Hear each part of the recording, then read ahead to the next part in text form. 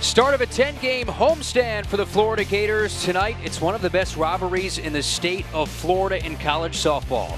It's the Florida Gators hosting the UCF Knights from KDC Showpress Stadium in Gainesville. With that, we welcome you inside for the first time.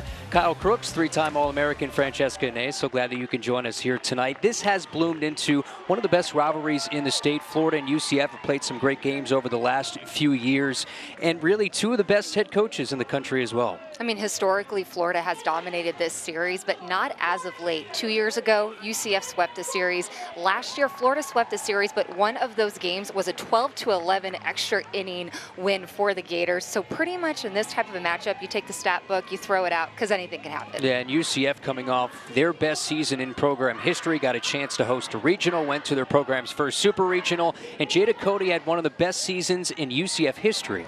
Absolutely. I mean, Jada Cody is that difference maker for this team, just someone who can change the complexion of the game with just one swing of the bat. She has the power. She's breaking all these records at UCF, and it's going to be exciting to see how she continues to bloom with this target on her back this year. A 75 RBI, that was a UCF record last year, 132 in her career, fourth all-time in Knight history. Meanwhile, you got one All-American, might as well talk about one of the others. That's Skylar Wallace at shortstop on a career-high 11-game hit streak. She's just doing Skylar Wallace things. I mean, everyone knows what Skylar Wallace brings to an offense like the Gators, but I just love how much she is a pure player, and she will get done whatever her team needs her to do. At 515 this year, 4 homers, 19 runs driven in, will be near the top of Coach Walton's lineup. Missed some time out west due to illness in those games in the Mariner Classic, including a loss to UCLA and Oregon, 2 ranked teams where the Gators did not fare well. So Skylar Wallace is back. You see the Gators taking the field for the first time. Lexi Delbray will see the start for the Gators. She had off-season surgery, so did not have a fall with the Florida Gators, and is back in the swing of things for Tim Walton's crew. There you take a look at the numbers for Lexi, 2-0, a spotless ERA. They're going to need her to be very good this year, Francesca, to make a run. I mean, she's truly the key for the success and for Florida when you talk about this pitching staff. Someone like Delbray, she's going to hum it in there, but really it's the spin that she's also able to deliver with that speed. She's going to work up, but the crucial part about her repertoire is that off speed. Work ahead and then float that changeup in for some swings and misses. Well, UCF 10-12 on the year. Some context to that, they played some really tough teams, a really hard strength of schedule. Starting 9 put together by Cindy Ball Malone, who has continued to bring UCF to new heights. Katie Burge at the top of that lineup. We mentioned Jada Cody. She will clean up some of the veterans in this group, Kennedy Searcy and Shannon Doherty. And you have some transfers as well. Jasmine Williams, the shortstop. Sarah Willis will be hitting as well as inside the circle in the bottom half of the first inning. Well, we mentioned it. This has turned into a nice little rivalry over the last couple of years.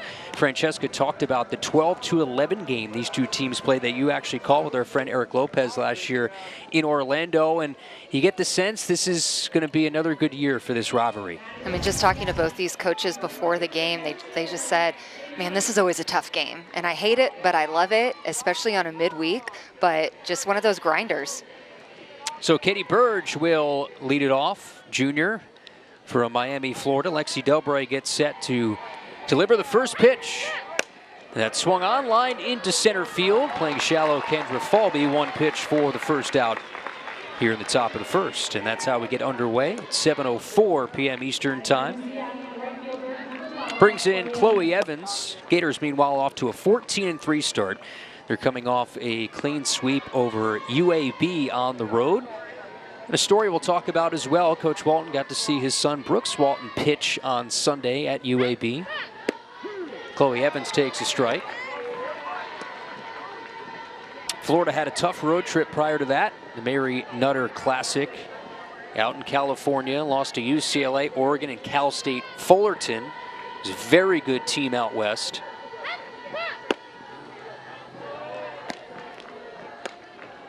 Well, Coach Walton wants to see how this group deals with adversity, and most of that coming, in that West Coast road trip. Be a tough week for the Gators. Louisiana coming into town. Top 25 program over the weekend. 1-1 here to Chloe Evans.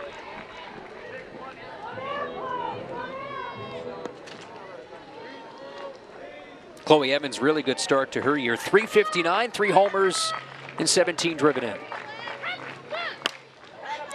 Fisted in the air, Reagan Walsh, seeing the start at second base tonight, makes the grab for the second out. That's also a different look. Of course, no Hannah Adams. For those maybe watching some Gator softball for the first time this year, you don't have number 1 at second base. So enter in Reagan Walsh, who started her freshman year as the shortstop, now flipping sides of the infield over to second. Brings in Aubrey Evans now with 2 gone.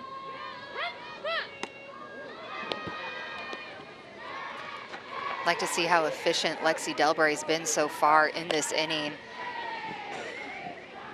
Just a few pitches, being able to get the first out on the first pitch, producing 2 pop-ups on the first 2 outs. That's key for her. You know that she's feeling good and her movement is spinning when she's able to produce pop-up outs with that rise ball. Another pop-up. Does Avery Gales have room? She does. So Lexi Delbray, all her outs in the air. In the top half of the first, 1, 2, and 3 for the Knights. Go down 1, 2, 3. Half inning complete. It's the Knights nothing. Gators coming up when we come back.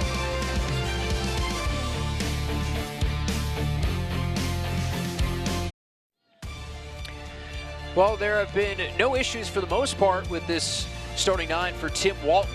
Gators 4th in the country batting average, lead the country in OBP. Kendra Falby at the top, Wallace and Eccles, big 3 at the top. Olivia Gigante hitting cleanup.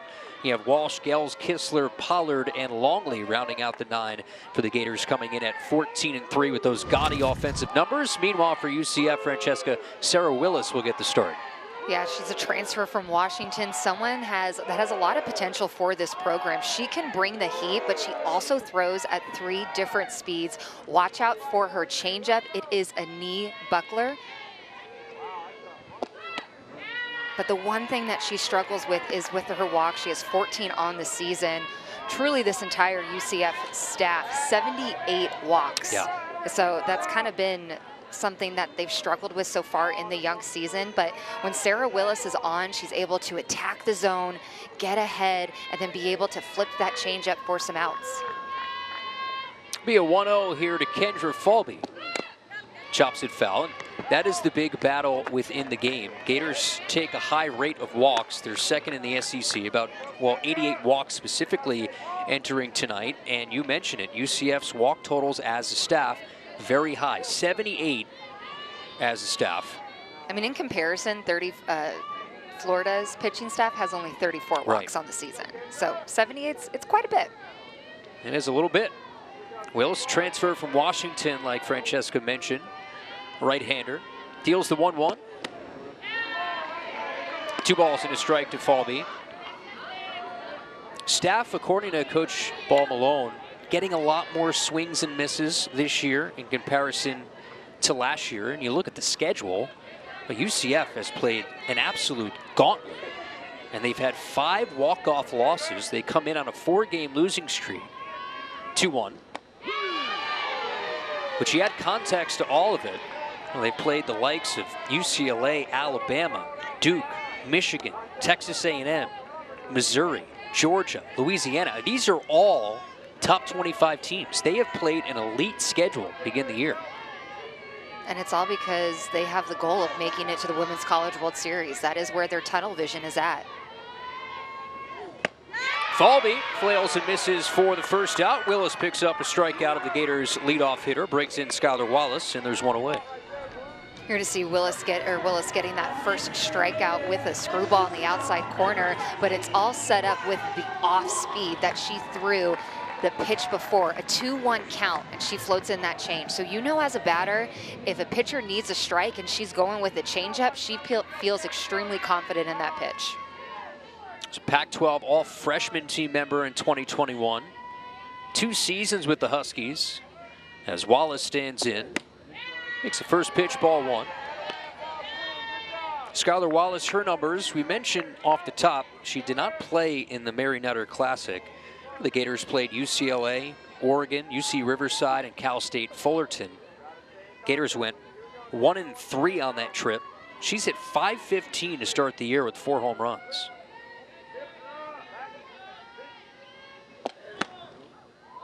And just to put that in perspective, I mean, you see Skylar Wallace stands in the left-hand side. So for anyone who's new to watching someone like Wallace play, she's not a slapper hitter. Yeah, she can slap, but she's swinging away. So a 515 batting average with the power that she possesses and the speed, it's pretty good, Kyle. Yeah, the power has risen for her as well. Career high 8 home runs last year. She's on an 11-game hit streak, by the way.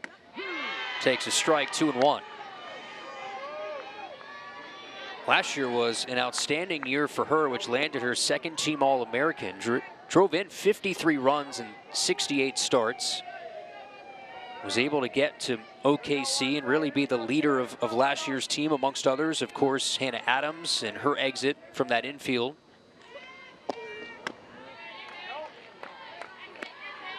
She was the only known Division I player in the NCAA in the history with a season where she had 70-plus hits, 70-plus runs scored, 50-plus RBI, and 50-plus stolen bases.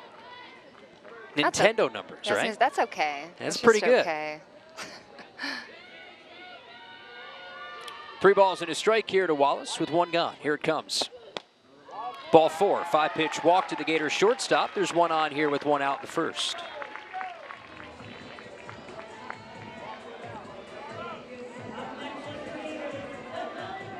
And there, we talked about it, Francesca, the walks can ill afford against this lineup that so far has made opponents pay. And here's one of those players that has driven in 24 this year, good for her team best, Charlotte Eccles. It's hard to say that she's an X factor because she is a superstar. An X factor is usually for players a little bit lower on the depth chart, but they need her to have that power come back. That was the issue last year. I mean, you saw the power from her 2 years ago. Last year, not as much, but the RBIs was still there, and that's what you want from her. That's why you have her in that 3-hole. Your job as a 3-4 hole hitter is if there's ducks on the pond, you got to hit them in. That's your sole purpose. And Charlotte Eccles so far proving to take care of her job. As you mentioned, 24 RBIs leading this team. See if Wallace takes off here on the 1-0. Just bluffs as Eccles takes a strike. Of course, you got Wallace over at first with 50 stolen bases last year. Program record for a single season, so always a threat to take off. I always wished I could be that fast, right? Like, she just strolls into second base. Takes off, bouncer to first, and Doherty elects to go to second. The return to first, everybody's safe. Well, Wallace, as soon as she took off, Doherty's got to know your only plays at first. Absolutely, and that actually comes from the dugout, from the UCF dugout. The moment you see that base runner in motion, you have to be screaming runner so that your players know exactly where that play has to go. But I don't think anyone was communicating to Doherty. Obviously, nobody was, because she thought that she could get that easy out at second. And now Florida has to take advantage of this mental miscue. Yeah, that all comes from communication. So the Gators here with 2 on, brings in the freshman Olivia Gigante. Really has thrived in a pinch hit role to start the year. 4 of her 5 hits have gone for extra bases. It's jackknifed out of the way for ball 1. Gators have scored in 12 of the 17 first innings this year.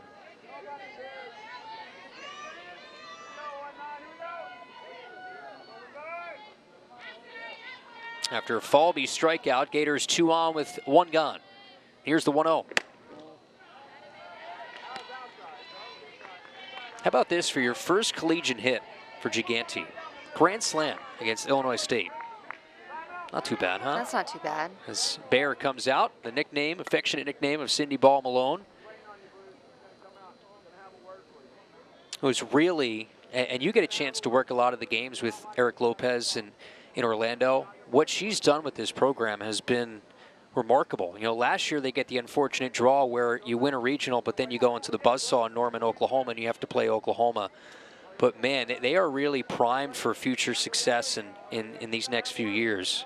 I think what she's done down there in Orlando is just, it's special, right? And you know, you said it, you run into the buzzsaw of Oklahoma, but let's not forget that was the first time that UCF got to host a regional, and it was something that they demanded day one of the 2022 season, was that they feel like they deserve it and that they earn it, and they absolutely did when you look at the type of season that they had last year. But that's why they have the schedule this year that they do, is because they're looking to OKC and they're trying to determine how do we set ourselves up to ensure that we are taking that bus ride, or excuse me, that flight to Oklahoma City. Hope it's not a bus ride. Some people bus. Yeah. After the meeting, 2-0. Gigante takes outside. So, again, walks an issue. One already in this inning. And now you have a 3-0 count here to Gigante. And, you know, for Sarah Willis, I just want to see those pitches be more competitive. You're 2-0. We can't be missing that far off the strike zone. It needs to be closer than that. It delivers off speed for a strike.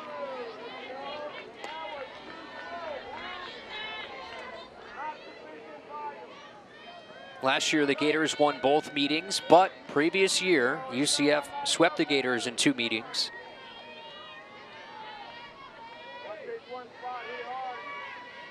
It'll be a 3-1 here to Gigante.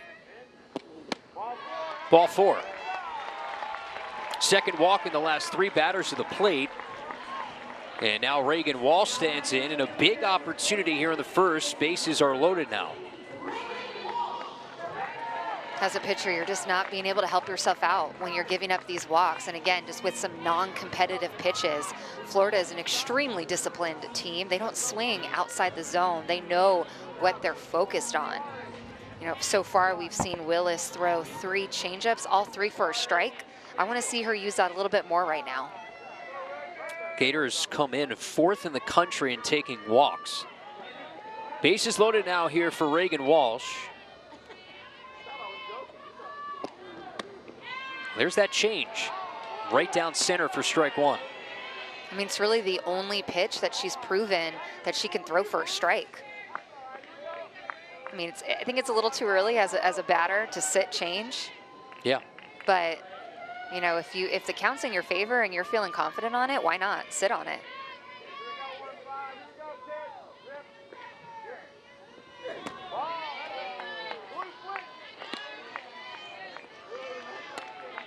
Willis has appearances against Georgia, Michigan, Alabama, Louisiana. Had a really good start out west against Fresno State. 6 innings, 5 hits, did not allow a run, had 9 strikeouts. The pitching overall was fairly decent on that West Coast swing. UCF played in the Judy Garman Classic. They've had some real heartbreakers. Lost 9 games. Or 9 games this year have been decided by 1 run, and 12 that have been decided by 2 runs or fewer in their games this year with the schedule they've had. And they have 6 starters back from that super regional team last year. The best season in UCF history. 1-2. Walsh swings, a little chopper in front of home. Willis will take it herself, steps on home for the out. And gets the force for a big second out, so that cuts off the run there. 1 unassisted. Just pitcher taking care of the ball herself. That was another off speed that Walsh was way out in front on, which is why she kind of golfed it with that tapper. But just setting up for a nice easy play for the Knights here. Big early moment for Avery Gels. Talked to Coach Walton yesterday. Said that she has a whole different confidence this year, and it showed in the numbers. She's driven in 14, hitting over 430. There's that change again, just dips low.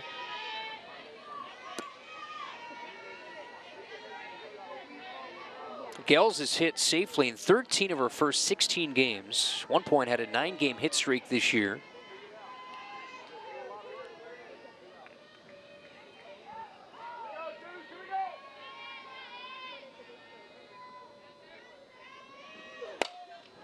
Jam job roller to second. Evans will field, little awkward overhand over to first. So how about Sarah Willis gives up those 2 walks in the inning, and the Gators leave them loaded, not able to bring anything in.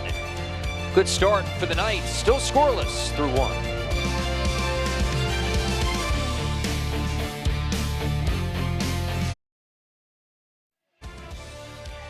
Gators strand the bases loaded. Bottom half of the first remains scoreless. On to the second. 4, 5, and 6 for UCF. Lexi Delbray faced the minimum in the first. Has a tough matchup here to begin the second. Jada Cody, the dream season she had last year, but everybody you talk to around UCF, the ultimate competitor and worker that she is, has landed her 4th all-time and runs driven in. Here she takes a strike. She's almost that type of perfectionist of a player. She wants more. She wants to be bringing her best every single time she steps onto the field. You know, with her and Shannon Doherty. High chopper, Wallace to her left, diving stop, but no play. Was able to keep it in the infield. It took a lot to just keep that on the dirt, so Jada Cody will have an infield hit. Not having to do too much with this. She gets just enough of this ball. The top half of this drop ball that Delbray throws, finds it up the middle, and Skylar Wallace is able to just to get to it, but you can see, I feel like she almost like fell down a little bit more than diving. If she kind of could stay a little bit more at the flow of that ball, maybe stay, then she'd be able to stay on her feet and make that play. So an infield hit to lead it off. I was going to say, that was extremely hard hit from Cody, so it could have been tough. You have Savannah Adams behind hers. You know, had a good start to the year. 429, 4 home runs, 9 driven in. UCF, we mentioned, trying to snap a 4-game losing streak. Right now, below 500. Still registering votes in the latest ESPN poll.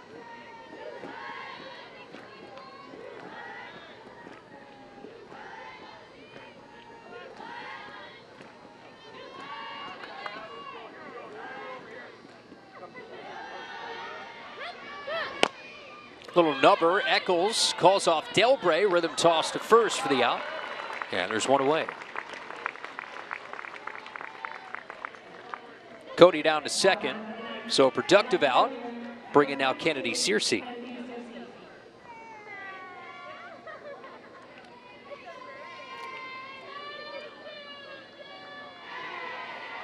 Also, too, for the Gators defensively, Francesca, 972 fielding percentage. Only 9th in the SEC. That's not usually where you see Tim Walton teams. Usually always 1 or 2 in the league. Rammed on a line to short. Wallace shovels to second. Double play that ends the inning. Wallace, the presence of mind with Walsh covering, and the Gators turn 2. See Skylar Wallace helping her pitcher out, line drive, and just knows, let's flip it to 2 to get our team back into the dugout.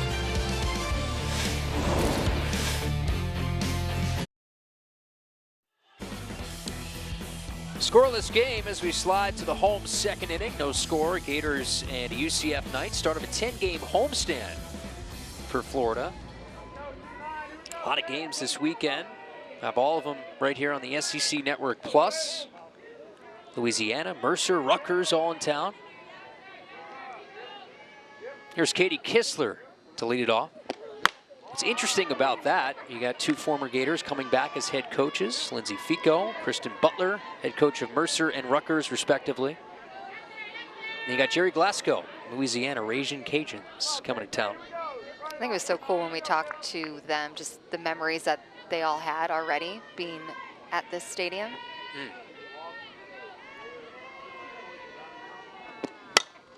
Kistler lofts one foul. Looks a lot different than when they played back in their senior year, 06. So their senior seasons was Coach Walton's first year as head coach of the Gators. I was actually talking to Coach Walton about that today when you had mentioned it, the brand new stadium, and I was like, it's always hard for me to get behind it just because the foundation is still the same. Yeah, it's in the same plot of land. Yes. The view still kind of looks the same if you're in the batter's box, minus the amazing giant scoreboard. That is a new addition to KSP this year. The giant video board. Look at it glowing. That lights up the night. I like that glow. The Gators had that $15 million renovation, and that was another piece that maybe was missing from this ballpark. It's going to add to the fan experience. There's the 1-2 to Kistler. Sharply lined foul.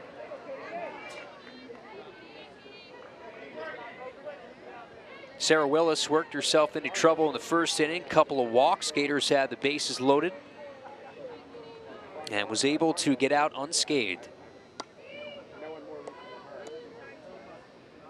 Meanwhile, Anthony Small giving the rubber the home plate treatment. Just dusting it off? Yeah. Okay.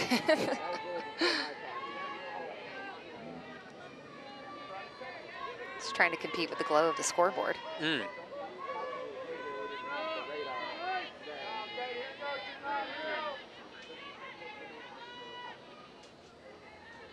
1-2 in the dirt. So effective so far, that changeup for Sarah Willis, who has struggled to command some of her other pitches for strikes. You know, she hasn't actually thrown it in this at-bat so far against Kistler, but with how late Kistler's been, I'm not sure if she wants to throw it, because that might be the pitch that she'll get on time with, but 2 strikes, why not try to throw it low and outside? Well, there it is. Right on cue, pulls the string for a strikeout. Set her up. That's exactly where you want to locate that pitch. You have a player that's being late on your hard pitches, so why not go with your off speed and keep it away and low and get that strikeout like she did with Kistler. I have to think information passes along between batter to batter, so Kistler sitting early in that at bat on the changeup, and Willis waits, and gets her on that off speed. Here's Kayla Pollard, the freshman, highly touted recruit. Takes that off speed for strike 1. Kayla Pollard and my broadcast partner, Francesca Ney, have something in common. What's that? Just kind of got thrown in the outfield. Kayla Pollard never really played outfield in her career, but trying to find ways to get her in the lineup. Took some fly balls in the fall. Now she's, at least for now, turned into the everyday right fielder. Rolls one sharply. Doherty, backhand pick at first. Steps on the square for the second out. And that was kind of your story too, right, Francesca? Came to Florida as a catcher. You were playing corner outfield. I did tear my ACL, which forced me to get out there. That did that too. Yeah. A little tough to go back from an ACL injury to catching, but I mean, I tried until I tore it again.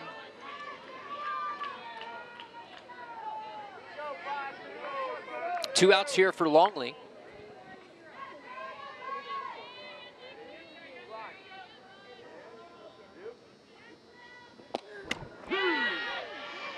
Good bounce back inning so far for Willis.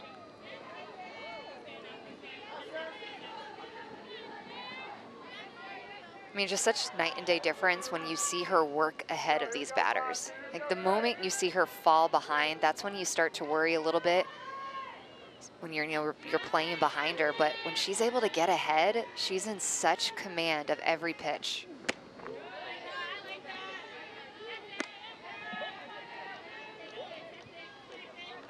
And I really don't feel like we've seen the best of UCF yet. I've been fortunate enough to cover them so far in this season, and this is a completely new team. They still have Jada Cody, they still have Shannon Doherty, those two top players for them, Kennedy Searcy, but they still have some growing to do together.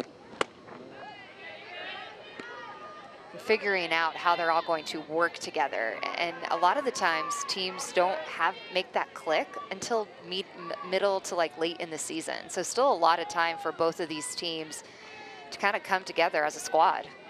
Especially for UCF in their pitching. They lose their top two pitchers from last year, headlined by Gianna Mancha. Longley skies one to shallow left. Searcy in. And that will end the inning. So again, nice bounce back for Sarah Willis. Skaters 7, 8, 9 go down 1, 2, 3. UCF takes the bats in the third when you return.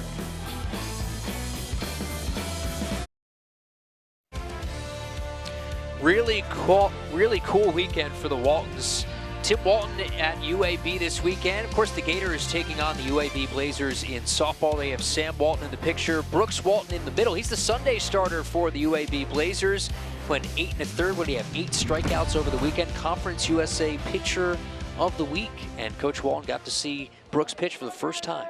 I mean, just being able to finish his game up against UAB softball, he quickly ran over to the baseball stadium, switched out his hats, and then got to see his son just pitch a tremendous performance. And what a way to be able to show up for your dad, first time being able to see you play.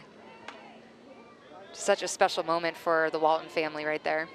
Yeah, Gators getting the sweep, and then on Sunday able to go over and watch a UAB victory. Not only did he toss 8 1/3 innings, get the victory, but it was against Notre Dame. So a name that everybody knows on the other side that Brooks was just dealing. And I was texting with him about it, and I was like, just how special of a moment of that. Doherty, high bouncer, nice snag by Eccles across the diamond for out number 1. And he just said, you know, words cannot describe, Francesca, what that meant to me. That's really the culture that's here at Florida, very family focused. Even before this game started, you know, he was warming up with his youngest son, Palmer. And he preaches that to the ladies, the women that he recruits and their families that, you know, I'm just not recruiting your daughter to come here and hopefully try to win a championship, but this is family, and we're about family. Yeah, was having a catch in the pregame with Palmer. A long toss. You actually thought it was Brooks at first. I did. Yeah. And then I realized, well, he's probably at school right now. They're both very tall. They get it from their mama. Yeah. Sam Walton, that height. Jasmine Williams stands in.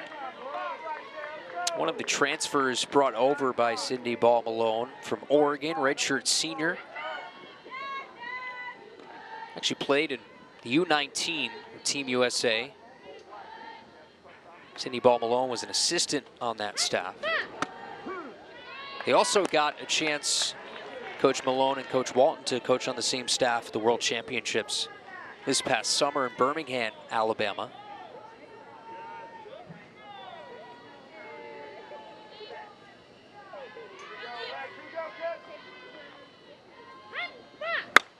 Clocked in the air to center. Falby was playing shallow. Drift back on it for out number 2.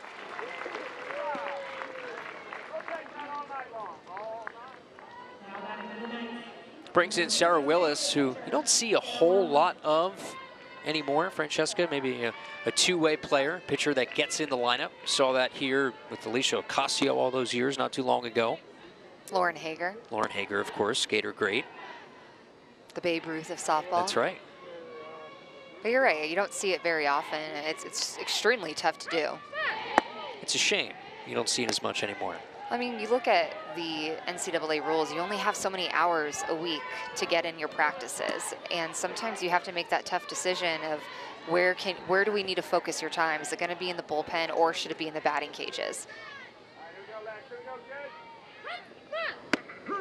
A lot of the times your freshman year, you'll flirt around with both of them, but it's hard to be able to be extremely talented on both sides of the ball.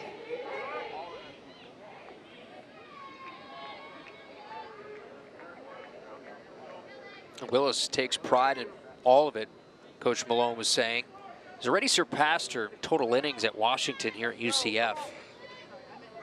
But pitching, they've made it clear to her, pitching is the #1 task for Sarah Willis. Lines that, just foul. What's always interesting to me, though, about someone like Sarah Willis is that when she comes out of pitching, she's not just like the DH. You don't just keep her in the DH spot because you want her bat. They put her in left field. They'll put her in right field. They'll put her in center field. She can pretty much play any position there is except for catcher. She said, Sarah is one of our best outfielders. She's an all-around athlete. Jam job roller to the right side. Walsh will get it and toss it on to first. That's another inning where Lexi Delbray faces the minimum, had that double play in the second. So one time through the order, Lexi Delbray has done an outstanding job. Home third we go. I was telling Francesca before the game, it's pretty cold outside. Francesca brought a jacket. I did not, which is usually the case. She comes prepared. I did not. It was feeling good when I walked out of my apartment today. I was like, man, this is a pretty good evening, but it's getting a little windy up here, you know? Do you never pull any historical data that every time we call games early March, late February, that once the sun goes down, it's chilly? No, I left my Excel spreadsheet at home with all the historical data on it.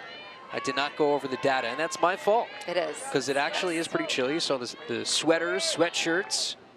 You got baseball on the other side of the street. Busy time of year, busy side of campus. Falby leads it off here in the home third. Gators one time through the order against Sarah Willis. Goes to the change for strike two. That's back-to-back changes against Falby. She struck out in her first at-bat against that changeup. Starting to see Sarah Willis feel extremely confident with that pitch, as she should. Gators had the bases loaded in the first, went down in order in the second. Falby struck out her first time. 2-strike pitch.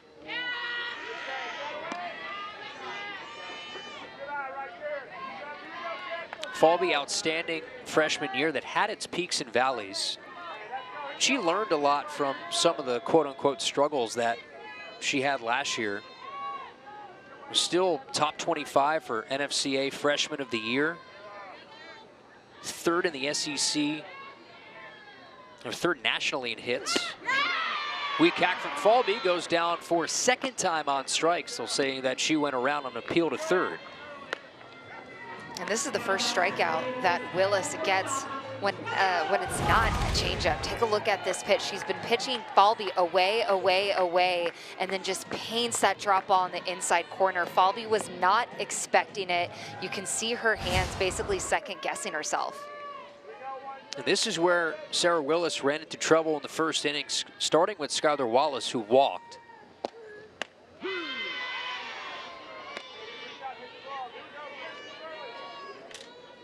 I think for me, when you're seeing a pitcher the second time around, you're not able to string a lot of hits together, not having that much success, you start to get to think, you know, maybe I do need to sit on that changeup.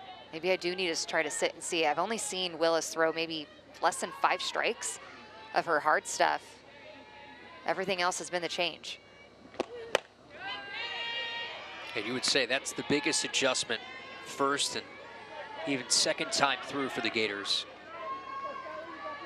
I mean, first time through, you think to yourself as a batter, all right, what are they going to throw me? What's her best pitches? What does the spin look like? What does the speed look like? But then the second time around, that's when a game plan has to start showing up in your at-bats, especially if you're not having any success. What are the adjustments and quality at-bats you're going to have? A time clip the outside black for a strike, and now it's 1-2. See Wallace kind of laughing at that pitch. She does not think that was a strike. We mentioned it earlier. Florida is known to have laser vision, understanding their strike zone. Good time to mention Stan Cook, our home plate umpire. Anthony Small at first. Eric Segaldo is over at third. Outfield wrapped around to the left. Big gap in right center. Checked her swing multiple times, it looked like, on that changeup. You can see she was able to read the changeup, but almost got fooled. You saw her hands start to float forward, but able to keep it back. As you mentioned, Kyle, you see the center fielder, Katie Burge, is playing more in that left center field gap. You know, if I'm a hitter and I see that, that means that they're going to pitch Skylar Wallace outside. They're not going to challenge her in, because if they do, Wallace is going to hit it in that right center field gap. 2-2.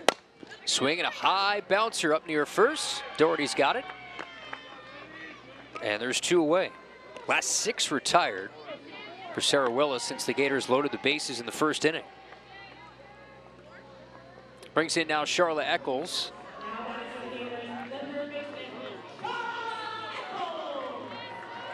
Preseason All-SEC. And a really good end to last year. Postseason, hit almost 400. Had a home run in the World Series.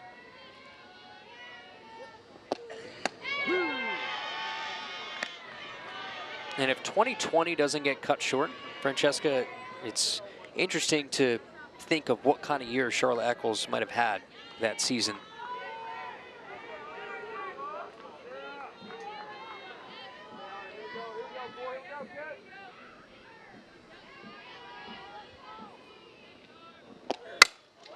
Rolled right back up the middle past the originator for the Gators' first hit.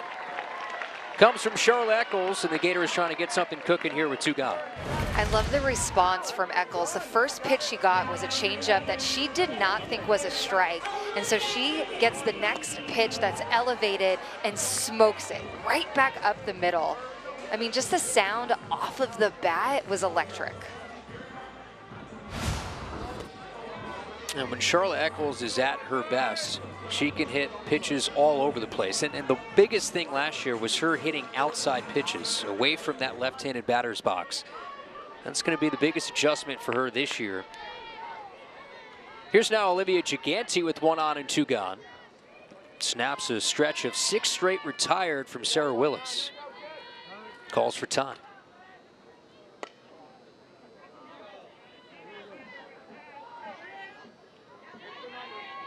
Gigante walked her first time.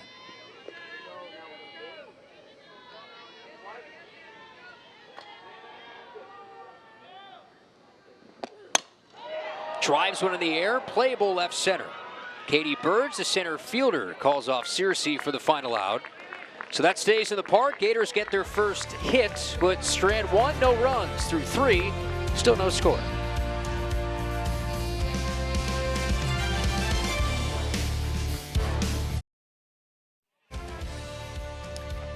Scoreless game, 3 innings complete to the 4th here in Gainesville. Start of a 10-game homestand for the Gators, taking on the UCF Knights. 1-6 this year against ranked teams as Katie Burge yanks one over to first, and Avery Gill steps on the bag for the first out. So 1 pitch for the first out. I believe that's the second 1 pitch at bat for Katie Burge at the top of the lineup. Were you just about to say that? I was going to say that. You know what? We've been working together long enough. Or you're just stealing all my good notes. Sorry. One of the two. One of the two. Year 6 for me and Francesca in the booth together, bickering back and forth for 7 innings at a time. Francesca and I. You know, isn't it Francesca and me? I don't know, actually. I don't know. We'll get the grammar with it. police on Twitter. Yeah. We know they're out there. Chloe Evans stands in with 1 gone. Oh, look out. You'll see that from time to time from Del Bray. You know, last year when she came into the program, one thing that Coach Bosch had said is that she's effectively wild. You're going to see some Kelly Barnhill-esque pitches like that, and that's exactly what we just saw there. Grew up watching Kelly Barnhill. Can tell just by the mannerisms, that audible grunt that she has as she lets the ball fly. It's exactly what Kelly did. It doesn't even seem like I say grow up watching Kelly Barnhill. I mean, Kelly was just here a couple of years ago. It doesn't seem like that long ago. Goes by so fast. You think how Coach Walton feels when he has former players coming back as head coaches. Especially like a full circle moment with someone sure. like Fico and Butler, who were his first Florida Gator team that he coached here. One of the best in that dugout, Tim Walton. A couple of national championships. Coming off a World Series appearance last year. High hopper, and that's a foul ball. That call was made by the home plate umpires. Anthony Small at first just watched that whiz by him. That was close. Yeah, it was. It looked close because it came off the bat so hot.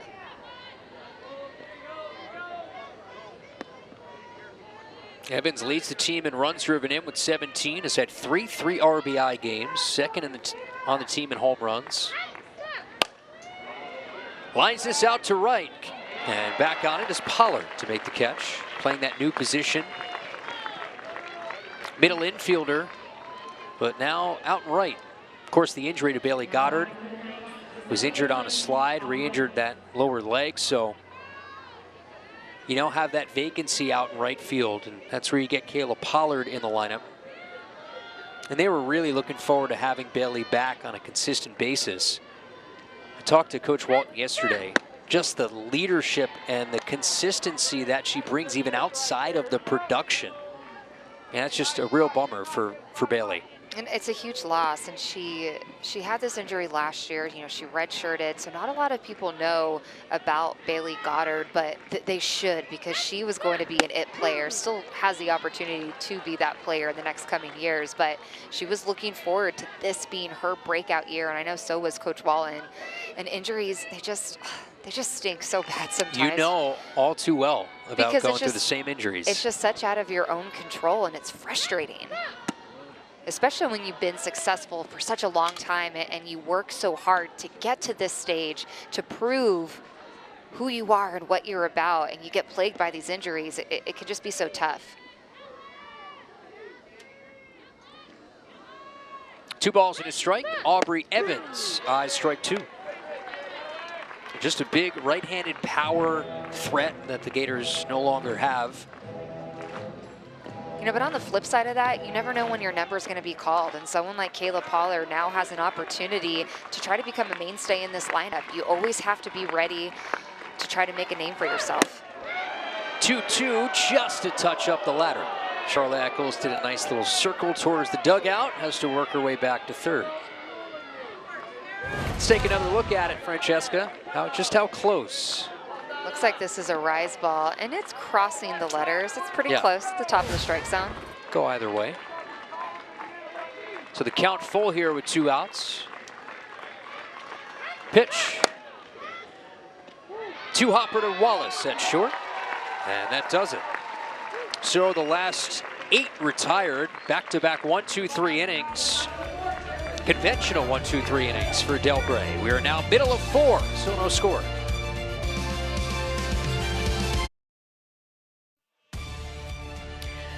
Not a bad seat in the house. That over towards Stacy Nelson Plaza. You got some of the outfield seats as well for another year. You know, when Francesca's here, but not as a broadcaster, you get the VIP seats up by the coach's office. I do, yeah. I've taken a nap in Coach Walton's office when I was like pregnant a couple years ago. He's got the treadmill in his office too, which I saw. I've worked out on that treadmill too. He's got a mega desk working. I don't think he had a chair for the desk he had. I think he hides the chair when other people are in there. Reagan Walsh rams one to third. And on a second effort, Jada Cody throws out Reagan Walsh. We are seeing some hot shots coming off the bat tonight from both these teams, but they're going right at every player. As you see Jada Cody going in full football mode, just blocking this ball with her chest, keeping in front of her, and is able to still get the out. I love that. Jada Cody is a star. One of the best years in the country last year with 75 runs driven in, UCF record. Centerpiece of an historical season for the Knights. Brings in Avery Gels, eyes ball 1. Also, too, want to mention that, of course, Coach Walton picked up his 900th Florida victory the other day at UAB. Really was not a big deal to him. I think he said that the 1,000th overall was the bigger deal at LSU last year. But 1,000 Gator victories, that'll be the next milestone. Won't be too far off. So what, that's like 2 years, 3 years? Yeah. Yeah. He had 1 year in 08, your junior year, won, what, 70 games that year? Well, excuse me, my sophomore year? Sophomore year. Yeah. Yes, that's correct. Off by a year. Yeah, I think we set the record for the NCAA for the most games won. He recalls a text that he got after that season from Urban Meyer saying, 70, really? 70 wins? Was he saying like be better? Because I could see Urban Meyer saying that. No, he was pretty astonished by the number in a good way. 1-2. There's that changeup again. Some of these half-hearted swings just to stay alive that time for Gels. Well, it's just so tricky as a batter to get on time with it, especially when she's humming it in at like 71 miles per hour with her fastball. You know, but at the same time, she hasn't been consistent with a strike in that fastball. Less than 5 times I've seen it. So You know the changeup's coming, so adjustment has to be made. Two-strike adjustment especially. You know, choke up, see it, try to stay that feel in your legs and stay back. 2-2. Willis pitched to north of a 4.8 ERA.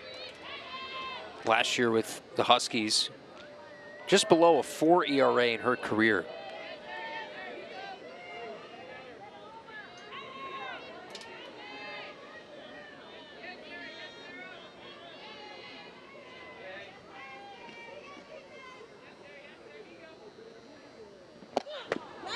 Late swing and miss. Gill strikes out.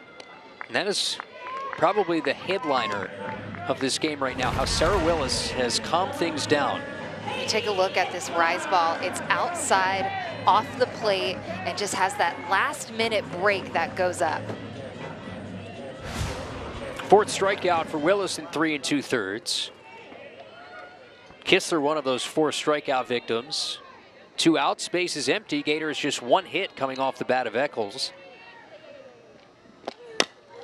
High chopper to third. Cody playing up the line, throws to first, and another 1-2-3 inning here for Sarah Willis. So 5, 6, and 7 goes down in order. Got a pitcher's duel here in Gainesville in the midweek through 4.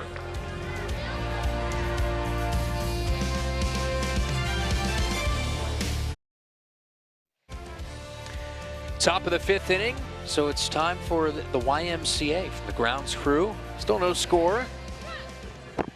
Again, the Jackets out tonight. Good crowd here on this Wednesday. Start of a 10-game homestand. UCF looking for a signature win here in the non-conference. Before you know it, conference play will be here. The SEC actually starts this weekend, but the Gators won't start their conference play until the following weekend when Missouri comes to town. Pac-12 play starting this weekend as well. You're going to be locked in? You have the Watch ESPN app? I'm going to be working with you all weekend. That's right. Forgot about that. Well, you can multitask, right? You can have your laptop. Do you want me to be focused on the game? Yeah. You can do both. I believe in you. Jada Cody ropes one on the ground. Do a 5-6-0 for a base hit.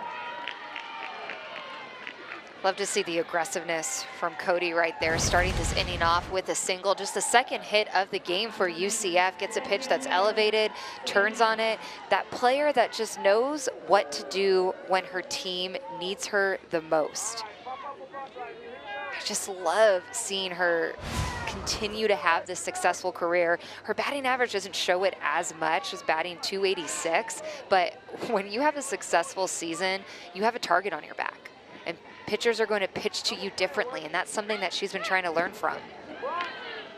That's what Coach Malone said, that it's going to be an adjustment for her because she is #1 on the scouting report. There's a lot of film nowadays for every single hitter, and she is going to have to make adjustments this year with how she gets pitched and the lack of strikes that she might see. Snap toss to first. Just checking on Cody as both hits for UCF. And really, that's the mentality you have to have if you're going to be the superstar on the team. It's every year, or not just every year, it's every week, every day. How can I get better than I was yesterday? What do I need to do differently today that I didn't do yesterday to be the best? Adams shortens, takes strike 2.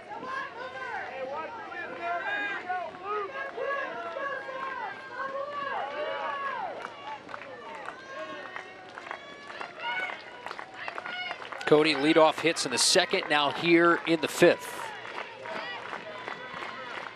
Delbray comes set. 1-2, his bounce could be 2. There's 1 on the first, double play. 4-6-3, ring it up. And the Gators get 2. There's that defense that we talk about so much with Florida, just that flashiness that they possess. They almost just make it look so easy. Take another look. This ball, another hard hit ball straight at Reagan Walsh, who was already playing tight to second base. Easy flip. Wallace is there. Transfer to first. Easy peasy. Lemon squeezy. Here's Kennedy Searcy, almost a carbon copy to that second. Remember, Cody led off the inning with an infield hit, but It was a line drive double play that went 6-4 that ended any further threat. Now you got a 4-6-3 double play.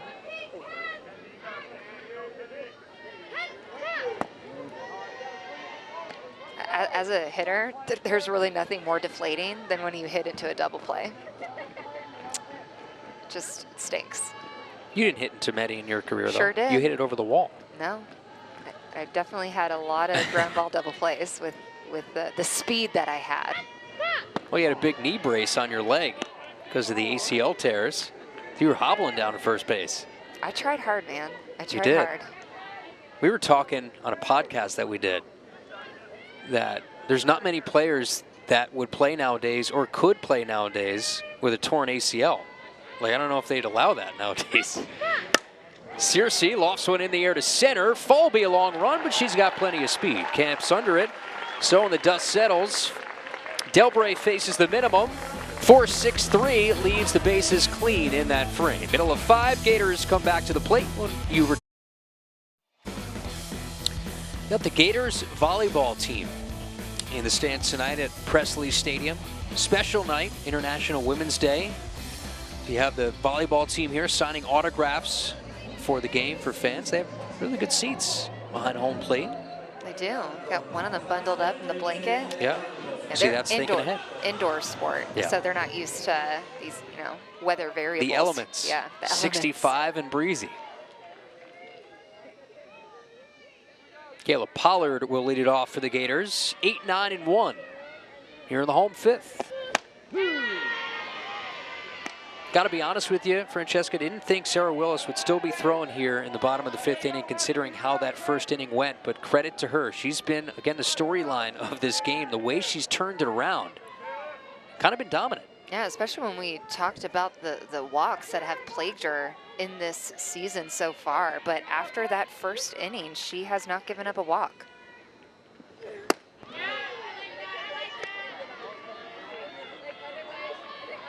Someone like Kayla Pollard, she stands in from the left-hand side. She's not a lefty slapper, but you take a look at where center fielder Katie Burge is set up, and she's playing her like she's a straight-up slapper. And that's just showing to me that Sarah Willis, the pitcher, she's just staying away from her, forcing her to try to poke it out to exactly where the center fielder Burge is positioned. And then if I see that as a hitter, yeah, I'm going to crowd the plate a little bit. I'm going to force you to bring that ball in a little bit more so I can turn on something and hit into that gap.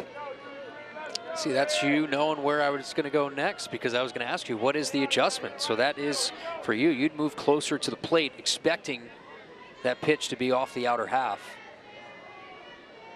2-1. Well, that one was right down center.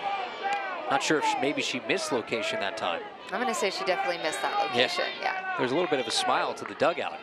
And that's something too, actually I was able to see some early hitting with Coach Walton and Kayla Pollard, and that was something they worked on. What is your pitch 2-1, 3-1? What are you focused on? Maybe that pitch was just a little too low for Pollard. She wasn't looking for it.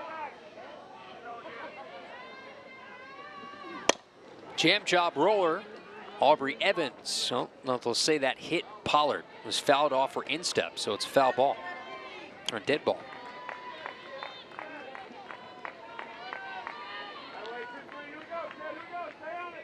Nearing 70 pitches here for Willis. Came in 2-1 with a 3.23 ERA. Held the Gators to just one hit.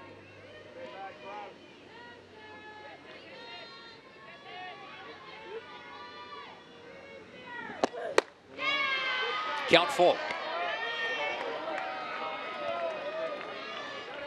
And it could be intimidating for a pitcher, considering the numbers the Gators have had entering the night.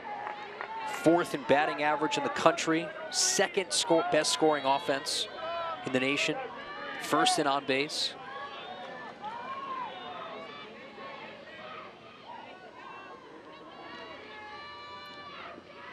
Payoff. Foul tip into the glove and hung on to by Carson Fryer for the out.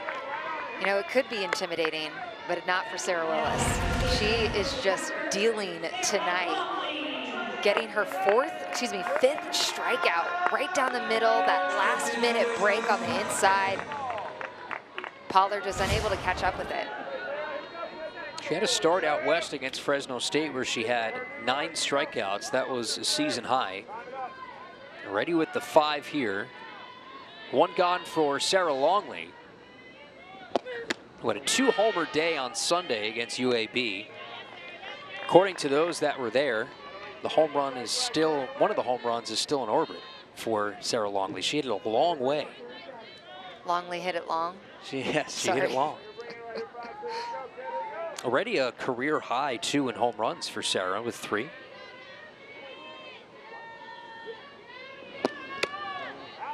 I mean, really, when you look at the complexion of this Gator lineup, everyone that's in this starting lineup has a batting average above 300. The only player that doesn't is Sarah Longley, but she provides that power at the lower part of this lineup. So all in all, the Florida offense looking stronger 1 through 9. Not necessarily seeing it tonight, though.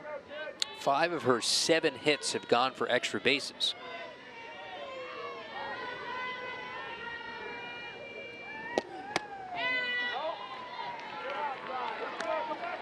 This is what we saw in the first inning for Willis. First 3 out of the zone here. And you have danger on deck with Kendra Falby in the top of the lineup.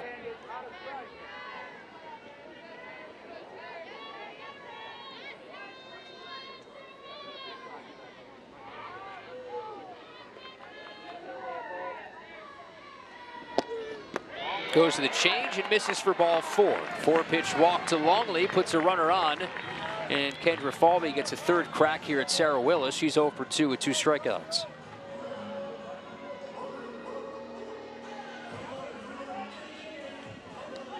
Falby is yet to time Willis. See what adjustments are made here. 3rd at bat for Kendra tonight. Came in with a .462 batting average, leading the team in hits. Sits safely in all but 1 game this year.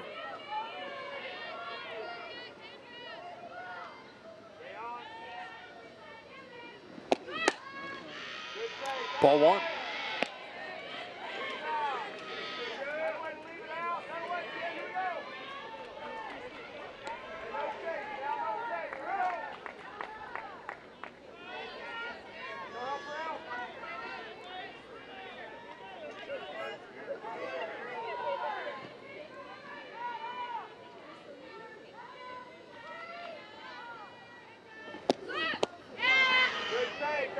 Changeup misses for ball 2.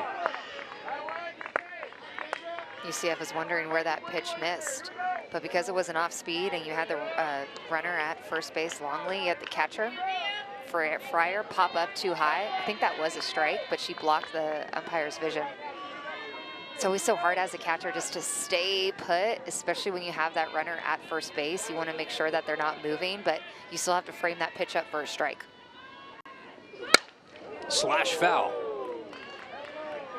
Ends a stretch of 6 consecutive out of the zone.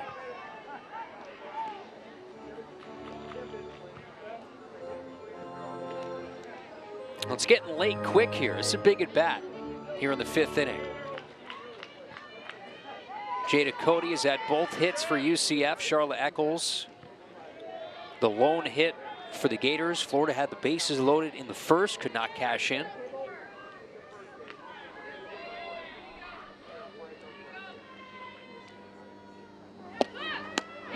Feathers in for strike 2. Just seems that Falby's unable to pick up that off speed. And especially as a lefty slapper, you're already trying to be as short as possible and just kind of short through it, poke it through. And it's hard though as you're running through it, but you have to be able to pick it up, especially if it's the deadliest pitch that your pitcher has.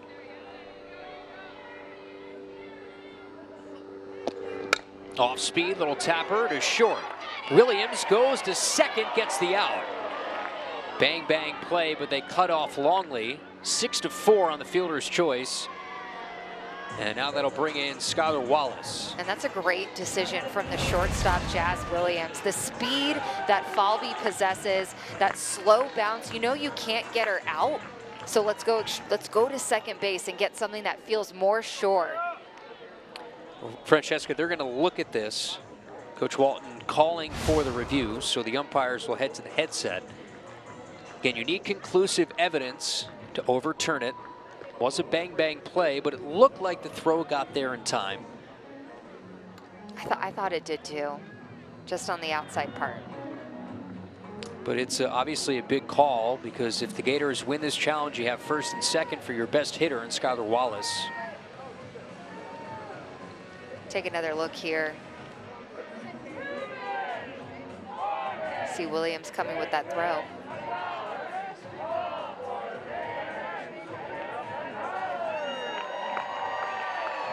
So we'll wait to show that replay to you at home. You're looking at it right now, or the umpires. Francesca's getting a sneak peek over on the other monitor. Very close, but I think the throw does indeed beat Longley. But again, it's worth a shot.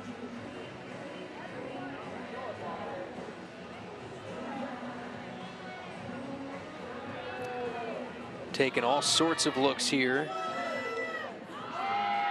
And it does look like, I think the Gators will not win this challenge. Looks pretty cut and dry on the out at second base from what we've seen. We'll show you in just a little bit.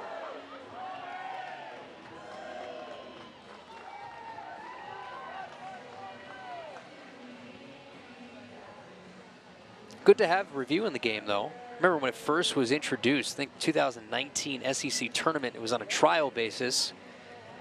And then it went from school to school, and now it's pretty much prevalent throughout college softball. I mean, I do love that you have it as available. Just another set of eyes. You kind of walk away from a game thinking like, okay, there wasn't any what ifs. Yeah. The downside of it does slow down the game a little bit, but you want to make sure you get it right. This is a crucial situation.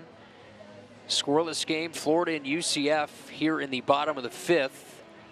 Reviewing whether Sarah Longley was out or safe at second base. The call was out on the field. And taking a pretty decent look at this. The longer it goes, I guess, the better it is for the Gators.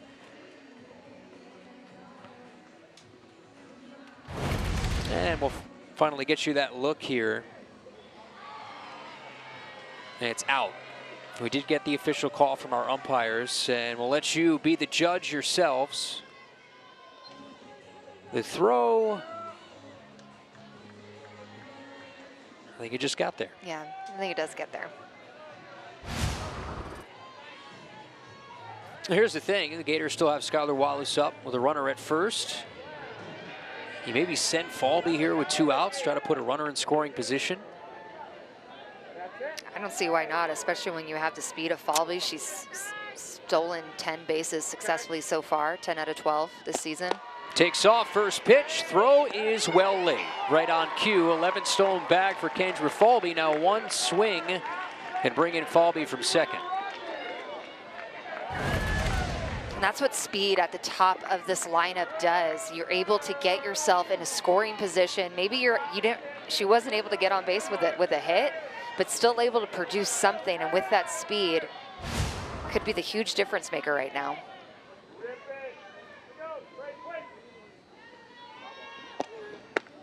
Goes to the change, and with 2 outs, how careful are you to Skylar Wallace? But you have that protection on deck of Charlotte Eccles.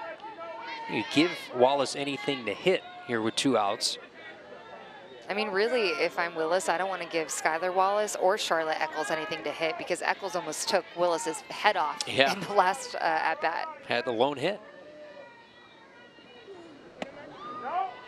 Not finding the zone with that changeup, 3-0.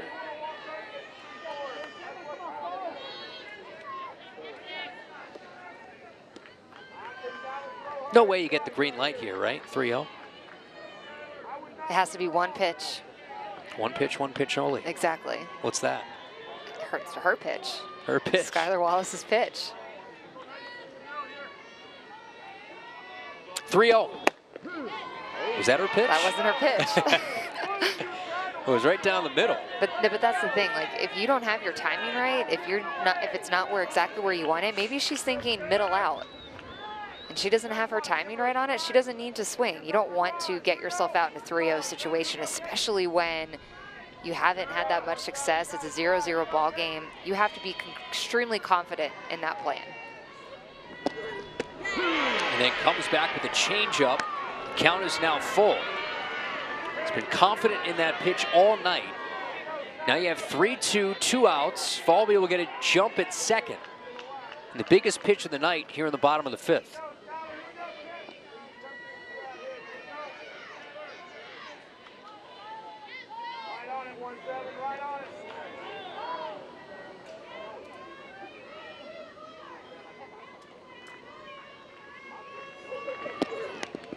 Just got a piece.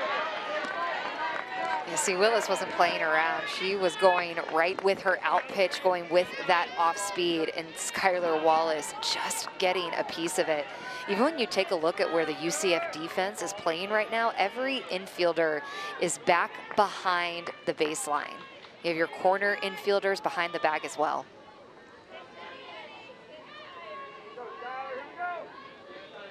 Three balls, 2 strikes, 2 outs. See that big gap in right center. Payoff. Off speed, clocked on a line, center field, base hit. Falvey around third, she will score. Wallace is going for 3, no relay. A go-ahead triple for Skylar Wallace, and the Gators are in the lead here in the 5th. You know, I mentioned it in the open. Skylar Wallace is that player that delivers anything that her team needs. They need an RBI. She's going to step up and figure out, how do I sit on that off speed and finally hit it where there is not a UCF player, and she does just that. You had the shift on for UCF, and unfortunately it played against them, but played perfectly for the Gators. So the Gators send Falvey to get her in scoring position. 3-2 pitch. Essentially a vacant center field to right center field gap for Skylar Wallace, and just took it back up the middle for her 4th triple of the year, team best. That's what those good players do. They make those adjustments exactly when it matters the most. Here's now Eccles, who had the lone hit prior to that triple.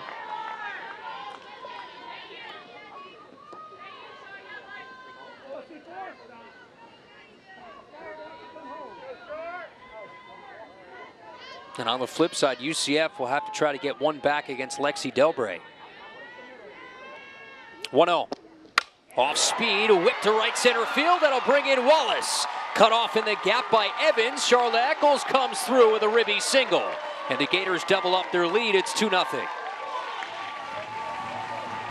Love to see the adjustments that the Gators are making late in this game. Earlier on, the off-speed was puzzling to every player, but not anymore. Eccles sees it, she feels it, and gets another run for the Gators on the board. Every once in a while, you have those games where you have to rely on your best players, and it's most of the games. And here you go, 2 of your best hitters, Skylar Wallace, Charlotte Eccles, back-to-back.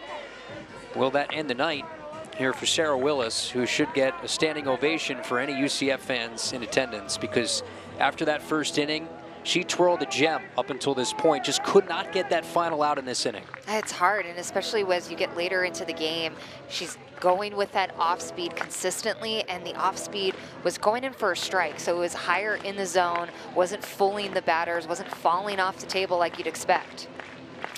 So, new pitcher coming in for UCF. We'll tell you all about her when we come back. The Gainesville Gators putting up a 2 spot here in the 5th.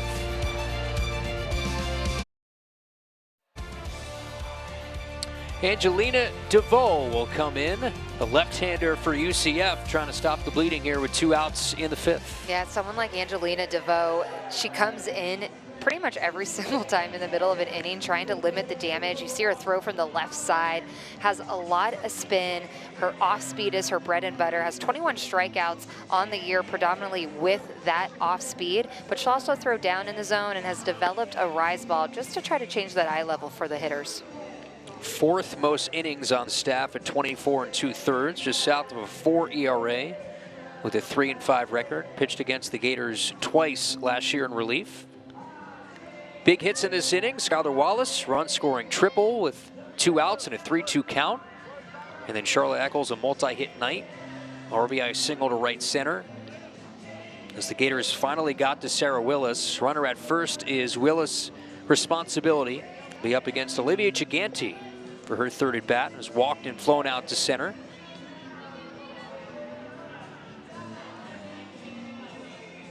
Another one of those close games for UCF. They played 12 games this year that have been 2 runs or fewer in their margin.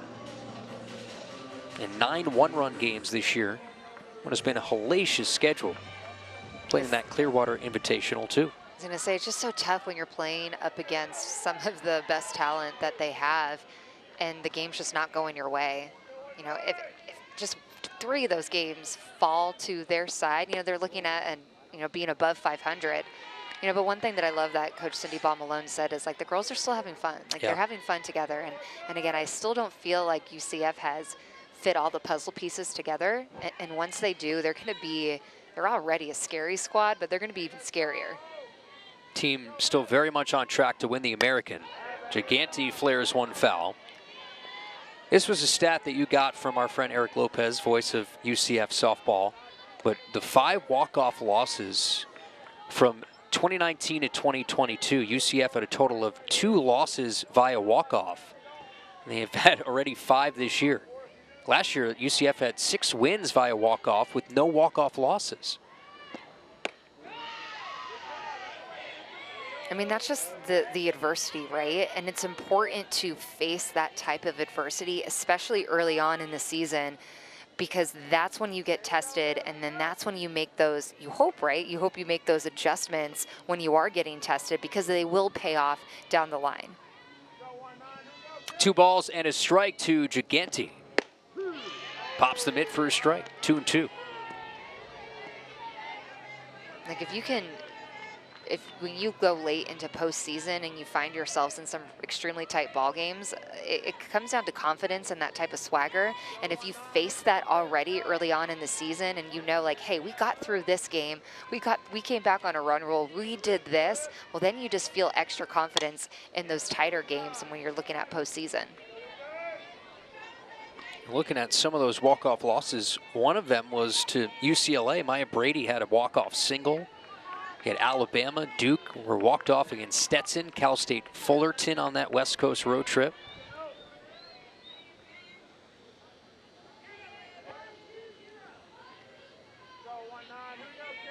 Gators 2 runs here in this 5th. And ball 3 to Gigante, count full.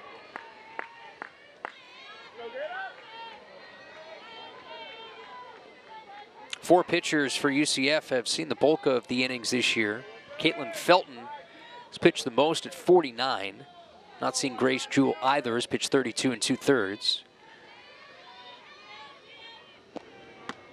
Taken high, ball 4. So the Gators try to add on here in the 5th. Continue with 2-out damage, and we'll hand the baton over to Reagan Walsh.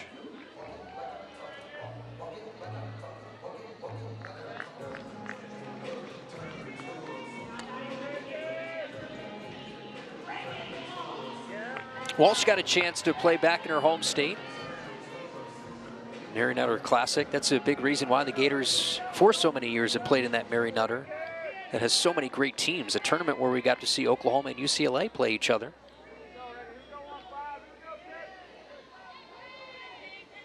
That game didn't go according to plan. Well, if you're Oklahoma, I think it did. You know what? You're right. What was the a score? run rule Like victory. 18 I think it was like 14 14-0 or something along those lines. I know you can't poke the bear. No. Right before that week, UCLA slid in that top spot for the first time, and yeah, that's poking the bear. Oklahoma All right. had a reaction to it.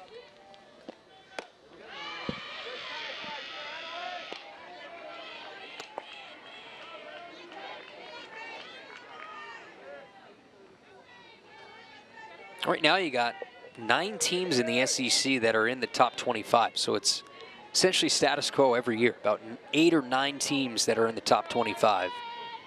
Be another one of those grinded out years in the league. Walsh pops it up. Does this stay in the field of play? No.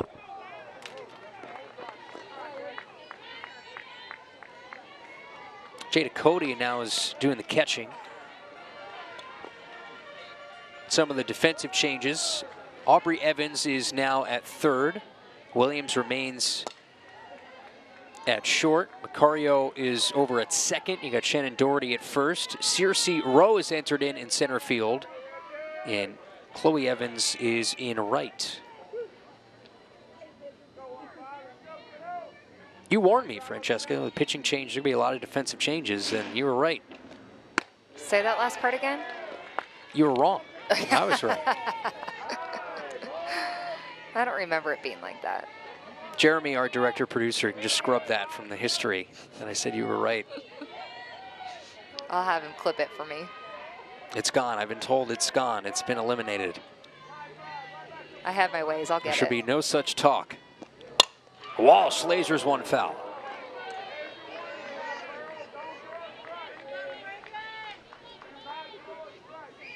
And one thing to mention for UCF is they switch out their catchers quite often between Jada Cody, Carson Fryer.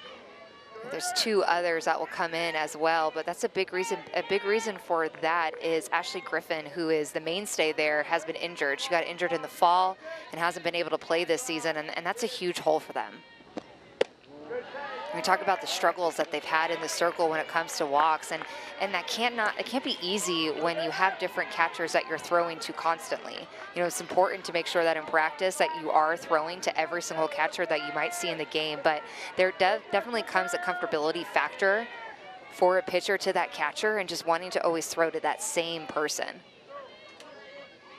Another payoff here with 2 outs. Foul back. And we saw Jada Cody make a play at third base. It almost was like a catcher. The way she kept her body in front, went down to a full 2 bent knee slide to knock it down. I mean, but she can also even play the outfield. Last year a lot, she would float between catcher, third base, outfield. A little difficult this time, though, with the talent that they continue to bring in. Launch in the air down the left field line. Twist foul off into the night. Oh my goodness, that was crushed. Whew, just missed that as a home run.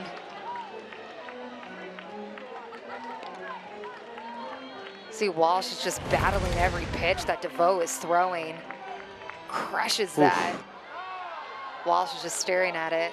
Rick, moment of like, stay fair. Stay fair. That's the Francesca Nea uppercut swing right there that goes about 320. See, that's how I know you've never seen me swing, because I don't have an uppercut swing.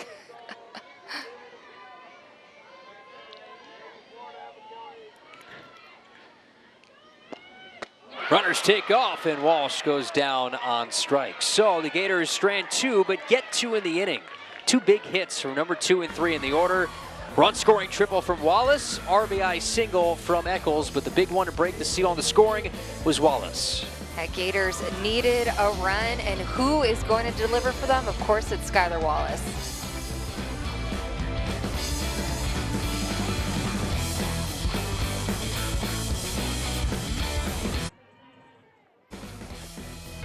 Well, Gators got on board to break this game open, and it came off the bat of Skylar Wallace. She hit it into the gap, and she knew all the way that this was going to be a stand-up triple for the speedy Skylar Wallace, screaming, "Let's go, Gators.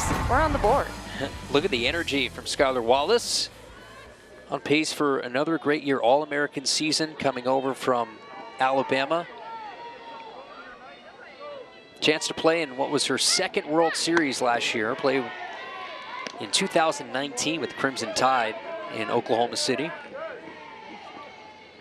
It's crazy to see just how different of a player Skylar Wallace is when she was on the Tide versus where she is at now with the Gators. That freshman year, predominantly a slapper, bunt type of a hitter. Really more short game.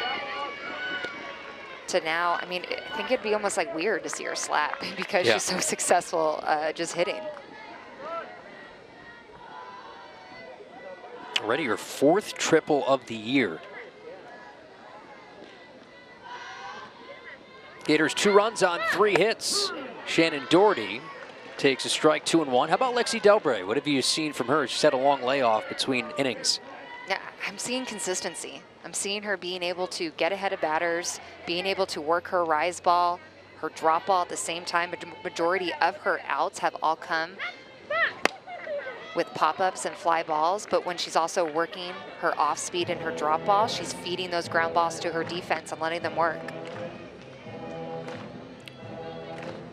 And like you mentioned it, Kyle, it's questionable how far the Gators can go without Lexi Delbray in that rotation.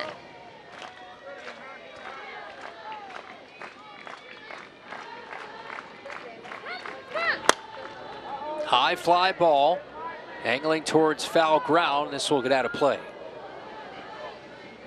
Long run for Kistler over there. You're really on the flip side when we're looking at UCF and their offense. Yeah, they've played an extremely tough schedule. We mentioned it before, but they only have 2 batters that are hitting above 300, and someone that's been very quiet is Shannon Doherty. You know, last year she was plugged in at that 3-hole, was second with RBIs and home runs. High chopper over Eccles into left field. Says, take that, Francesca. Base hit for Shannon Doherty. Tying run to the plate here in the 6th. And you know, when you're struggling to feel your swing and to produce the same type of power that you've had, that you know that's in you, you just got to get a base hit. And you can see she's early on this pitch, she's swinging away from it, but she keeps her barrel long enough in the zone that gets just a piece of it to bounce over the third baseman's head for a base hit. A first hit from somebody not named Jada Cody, and here's Jasmine Williams. Shortens the bunt, pops it up right towards Longley. So they can't get it down, and now there's 1 out. It's like the one thing that you're never supposed to do when you get called to bunt, and that is to put it in the air. You have to focus on seeing it down the entire way, especially when you know you're going up against a pitcher who has that up spin. It has to be in your head, top half, get it on the ground. Williams had not had a successful sacrifice coming in. UCF does have 8 on the year. Kayla Macario will hit in the 9 spot. Defensive bunt, fouls that behind home plate. Here's another batter as well that hasn't had the same type of success that they had last year. You know, Macario was the Rookie of the Year out of the conference, American Conference. Started off this season strong, but a little too many strikeouts, some swings and misses, so she hasn't been able to see as many games as of late as she's used to. But, you know, within this UCF lineup, they plug in a lot of different players at a lot of different times. Coming off the bench tonight, had started 75 of her 78 career games with the Knights over the last 9. Hitting in the 9 spot where Sarah Willis was hitting when she was inside the circle. Part of that Rookie of the Year in the American. 27 runs driven in last year. Bunts this foul again, so they can't get it down. Does it stay on here with 2 strikes? I'd almost want them to put the bunt on with 2 strikes, just to kind of be, as a coach, like, you need to get this bunt down. Like, make it more of a pressure situation, a learning moment of, we cannot continue to go through a game without executing on the fundamentals, and that is a fundamental of getting your bunt down. Yeah, the top of the lineup on deck. Tying run at the plate right now for UCF after the Gators scored 2 in the home 5th. 1-2. Just got a piece.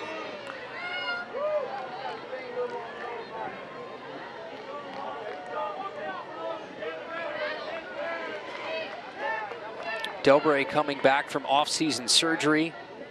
Leading up to the first week of the year where the Gators head to Tampa, she was still throwing just bullpens, not against live hitters, about 60 pitches.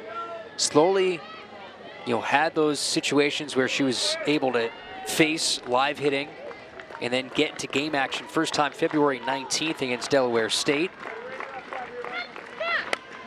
Check swing foul.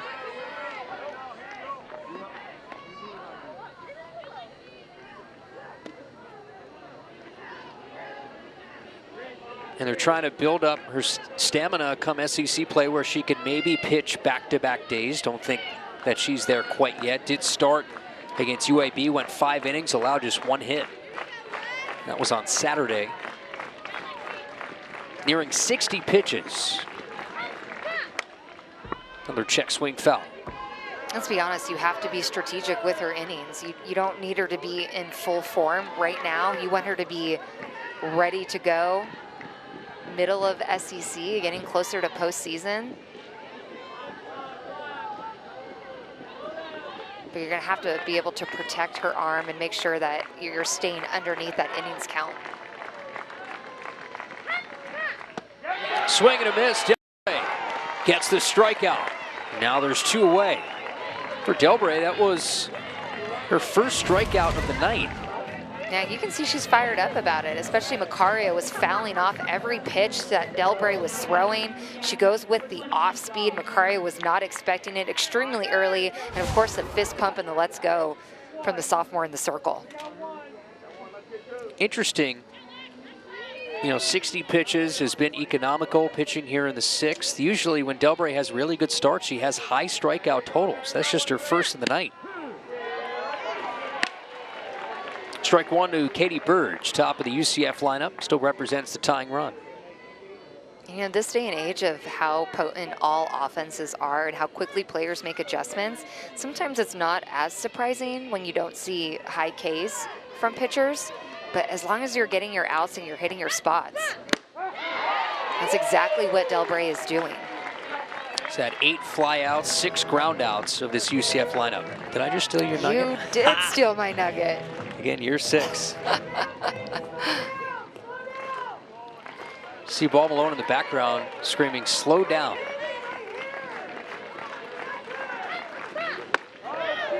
Stays high, 1-2.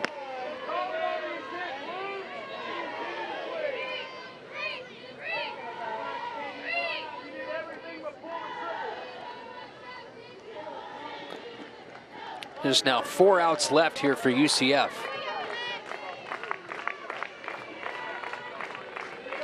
Doherty at first. Back up the middle. Wallace can't get it. Rolls into center field.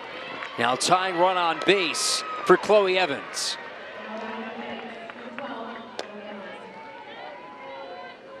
If you're UCF, this is who you went up in this pressure situation. Katie Burge continuing this rally that UCF has in this inning, just gets on top of this ball. And I love it. That's exactly what Coach Ball Malone said. See the ball down, get on top of it, and Burge does just that. Now a 3rd straight lefty that Delbray will face here. Chloe Evans, who's had one of the best starts for the Knights this year offensively, who's 0 for 2 against Delbray's, popped out to second and lined out to right. Best threat for UCF tonight.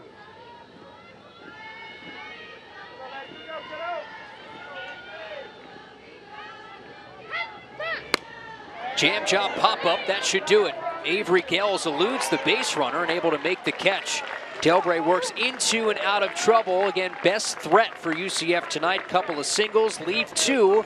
But for the Gators, they give up no runs. Gators have a 2-0 lead to the home 6th next.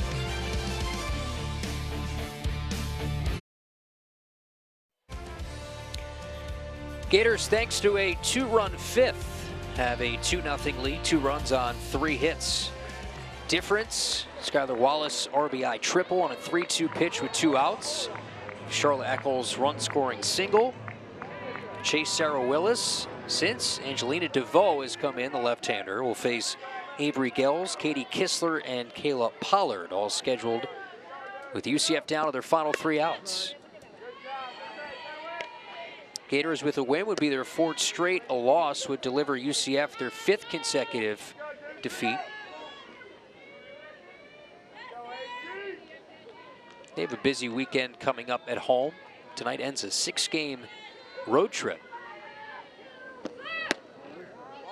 Toledo, Kennesaw State, North Dakota all come to Orlando.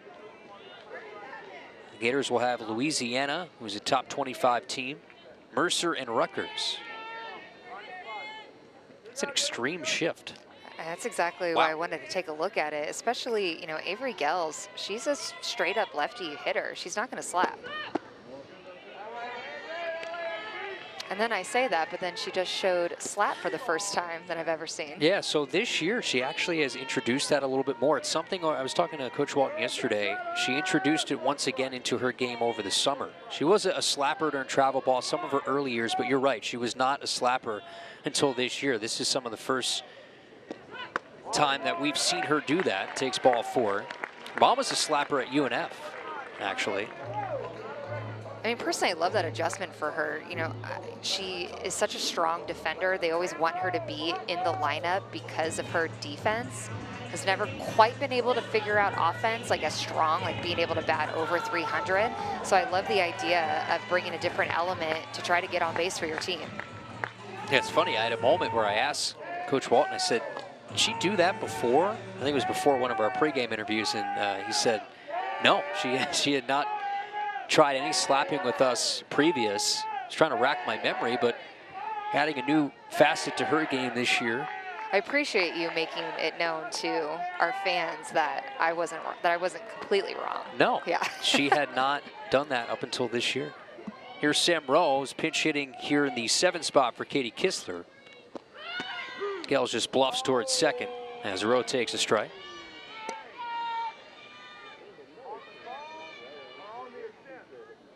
Sam Rowe is just an athlete. He plays just about any position. Ever at second base a little this year, behind home plate.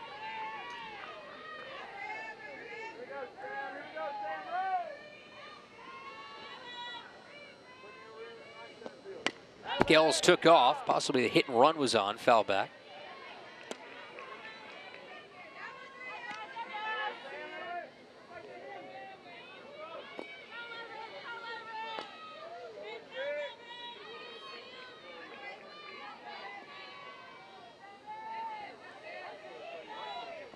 One of 8 start to the month of March for Sam Rowe.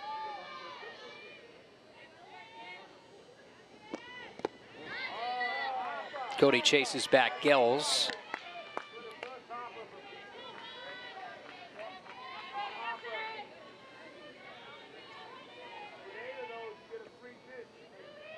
Last time the Gators were in this ballpark, Sam Rowe had a walk-off single against UConn. Gators had to come back in the late innings to beat the Huskies. That clipped her. See that rise ball from DeVoe. Just got away from her on that. Not exactly where you want to have that ball end up, especially when you're 1-2, you're ahead in this count, and you just let her go.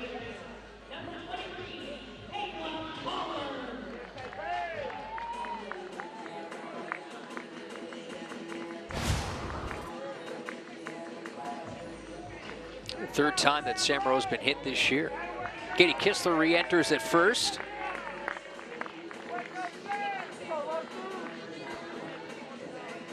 I think the one thing for the Gators is they have a lot of depth in players that can make an impact offensively, that can come off the bench and pinch hitting chances and get a big swing. I think they have a lot of players that are still fighting for a chance to want to start every single game. And when you have a handful of those players, that also means that you have that depth that you just mentioned that can come off for pinch hitting opportunities, especially when you need different looks of different types of players. You don't always need to pull in the righty power hitter, or you want someone that can spray it. You want someone that can go gap to gap, but at the same time could also possibly put a bunt down. 0-1 to Kayla Pollard. Snap toss down to second. Gales is back. Kayla Pollard is one of those players trying to make the most of her opportunity. This is her 11th straight start. 5th out in right field. 0 for 2 tonight. 6 of her 9 hits this year have gone for extra bases. Actually homered on her birthday against UAB. It's a great birthday present. Yeah. So what's funny is, so Kayla Pollard and Emily Wilkie share the same birthday. They went back to back. Oh, no way. In that game, yes. That's incredible. Back to back birthday bombs. Back to back birthday bombs. Was that the caption? Should have been if it wasn't. That's just the creative mind that I possess. I think I just came up with that on the spot. Kyle, this is our first broadcast of the Yes. season. We cannot have the fans turning off, Yeah. okay? Well, you just can't deny greatness, you know, when you hear it. That's just a great slogan. Back-to-back birthday bombs. Folks, our friend Ryan Urquhart is on the radio. I understand if you need to go switch over there. Ryan's great. You can mute us and mute half of us. Mute you, yeah. Keep Francesca on the TV, please. 2-2. Foul back.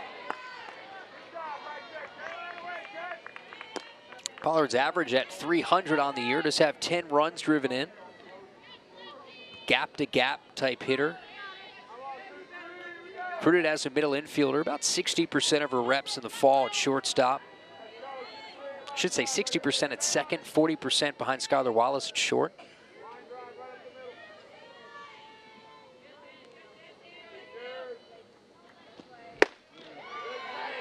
Takes outside. Offensively, she strives to be, she said this in her own words, Amanda Lorenz. Not a bad role model, right? Not a bad role model. I strive to be like Amanda Lorenz. Me too, and I don't even play softball. Defensively, her goal is to be as quick and smooth as Sofia Reynoso. Very good as well. Kind of beautiful, the way that she just said that. Yeah. Pollard fights it foul. Just, what did she say? As swift and... As quick and smooth. As quick and smooth as Sofia Reynoso. And to then idolize Amanda Lorenz. I mean, those are two strong Gator players right there. Pretty good, right? I love that.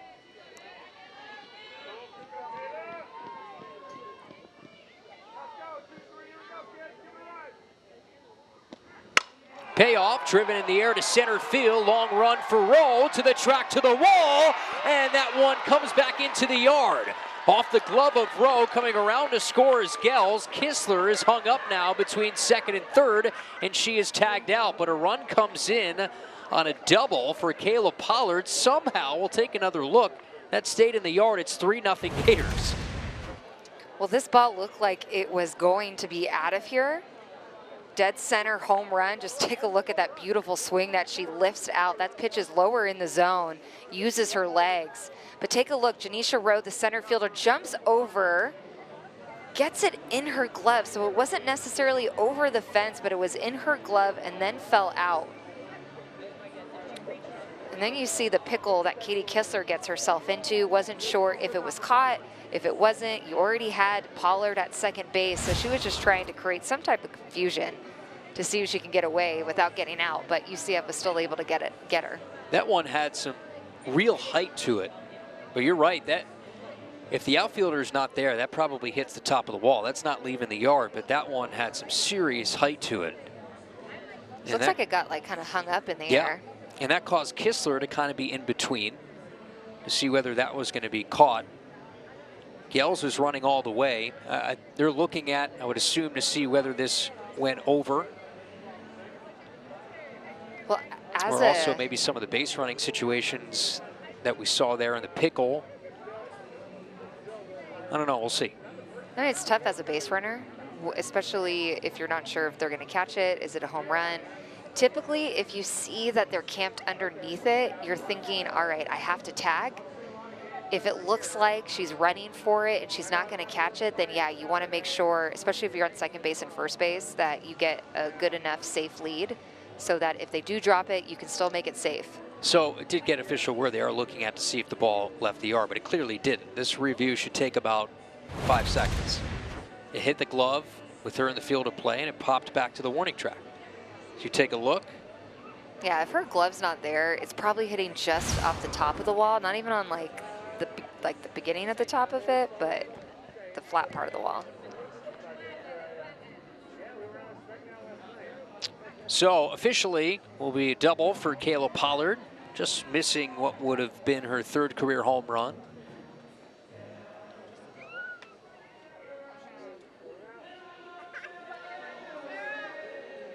Don't have a whole lot of wind tonight, so ball just kind of hung up there. Kayla Pollard has a lot of potential, part of one of the best travel ball teams in the country. We'll have some defensive changes. Jada Cody will not be catching anymore, so she'll go back to the infield. Got people switching gloves and everything. There's Jada. Meanwhile, that double, that is Pollard's 11th RBI of the year. Carson Fryer is going to re-enter and catch. And we will have a new pitcher after all of that. So the Gators still threatening, 1 on with 1 out. Gators a 3-0 lead.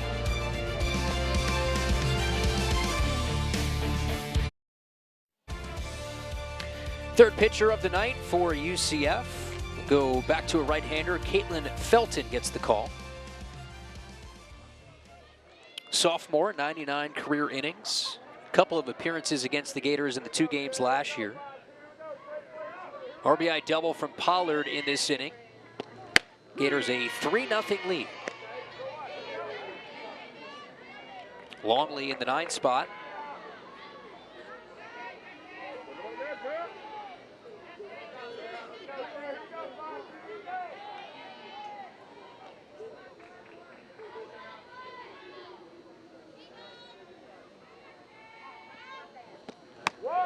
Felton is capable of high strikeout totals. Had a game this year, 13 strikeouts against UMass. Had 8 strikeouts on the road trip against Michigan. Complete game, allowed just 2 earned runs. I was fortunate enough to be able to call that UMass game with the career high of 13 Ks. And when Caitlin Felton is on, I mean, her stuff just moves. So much spin, the best spin in the entire pitching staff for the Knights. But when she's not striking out batters, she gets plagued by walks as well. 22 walks so far on the season. Leads the pitching squad. At 22 of those 78 walks coming in. Those 78 walks were last in the American. Longley drives one in the air to right. Tagging from second, Pollard is in safely towards third. Productive out for Sarah Longley. And there's now 2 away.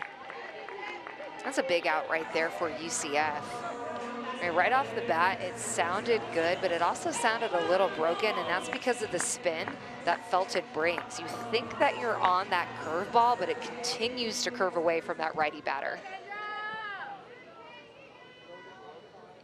Kendra Falby will hit.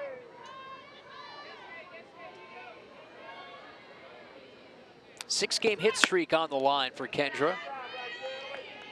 She's hit safely in all but 1 game. Reached on a fielder's choice in the 5th. Scored the go-ahead run on that RBI triple from Wallace in the 5th. Gators have tacked on 2 more since.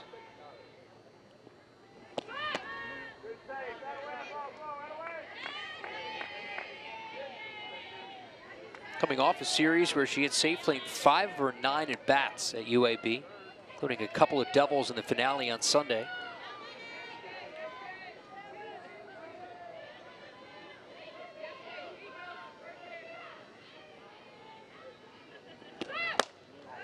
These shifts in the outfield remain pretty extreme. I'm okay with this shift right here, because you know someone like Kendra Falby, if she's going to hit the ball, it's going to be in that area. You know, she might get lucky, maybe get early on a changeup, hits it right back up the middle.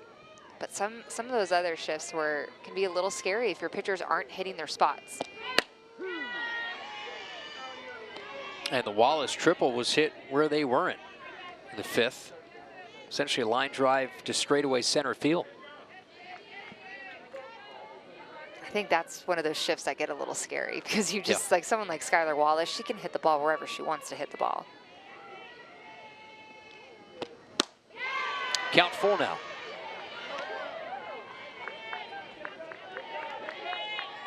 One thing last year for Falby, did have high strikeout totals when it was all said and done.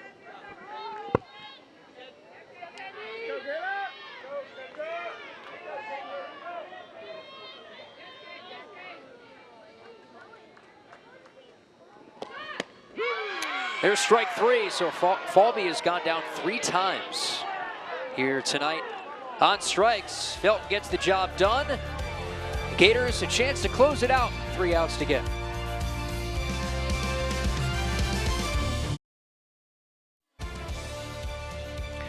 Tim Walton looking for a career victory with the Florida Gators. 903 tonight. This group of 3-0 lead. Lexi Delbray trying to go the distance for what would be her second straight complete game shutout. Had one over the weekend against UAB. Allowed 4 hits for UCF, 3, 4, and 5. Aubrey Evans, Jada Cody, Savannah Adams all slated here in the 7th. I mean, if you're Coach Bosch, this is exactly the type of outing that you want to see from Lexi Delbray. You want to see her stuff move. You want to see her in command. You just want to see her feeling good out there, not looking like anything's hurting or not looking like anything feels off. She's been like quietly efficient tonight.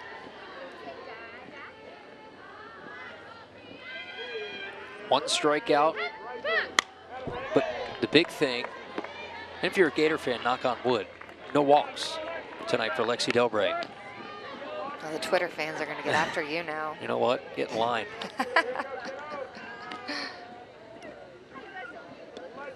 She has been an ace against a really good lineup.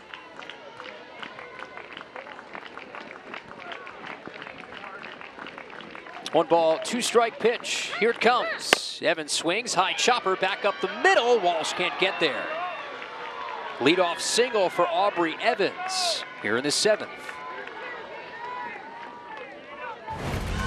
UCF is that team that's known not to go down quietly. They're going to fight to the very end. Again, doesn't really hit this ball hard, but you see Evans is extremely choked up on her bat, trying to shorten up and just poke the ball through, and that's exactly what she does to start this inning off with a hit for the Knights. It's the 3rd time that UCF has started off the inning with a single.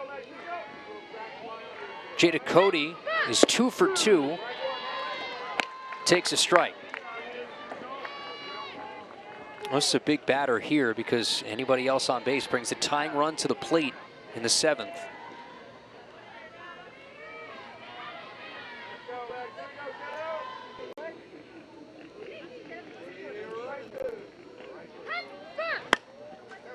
Defensive foul off from Cody, 0-2.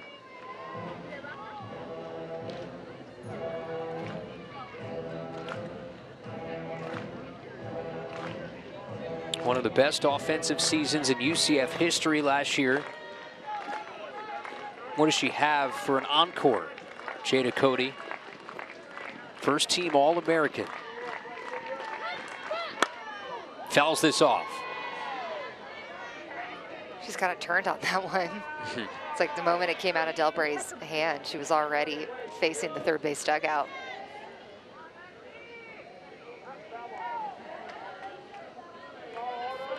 Came into the night just 2 of her last 13, but 2 for 2. Cody squibs it foul behind home. It's 4 home runs this year, 2 against SEC teams, Missouri and Alabama.